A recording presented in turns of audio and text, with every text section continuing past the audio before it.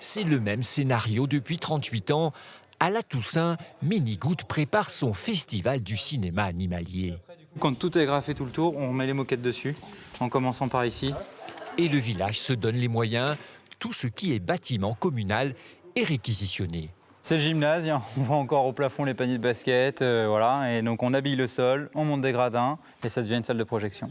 Pendant 6 jours, la bourgade va accueillir 30 000 festivaliers. C'est plus de 30 fois sa population. L'événement est ici très attendu. On peut dire que Ménigout est, pour certains, la Mecque du cinéma animalier. C'est un des grands rendez-vous, non seulement en France, mais pour les cinéastes étrangers. Une réputation à tenir. Alors ici, tout le monde se met en quatre, à commencer par les 200 bénévoles. La famille Gobin, elle, propose des hébergements chez l'habitant. Une première chambre ici, on va accueillir une personne qui vient pour la première fois.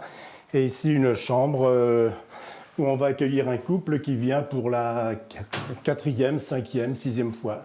On rencontre des gens nouveaux, on parle. C'est toujours des moments sympas. De quoi aussi dynamiser les petits commerces du village, comme pour l'Unique Bar. C'est mon plus gros chiffre d'affaires, c'est la semaine du festival, oui c'est sûr. Ça fait vivre les commerçants, la boulangerie, le spar. D'autres aussi se mobilisent, les étudiants de l'école de cinéma animalier implantée dans le bourg. Ok, silence plateau. Ils vont assurer la retransmission des conférences, l'occasion en coulisses d'envisager leur avenir de cinéaste. Ça me permet de prendre des contacts pour mon film de fin d'année.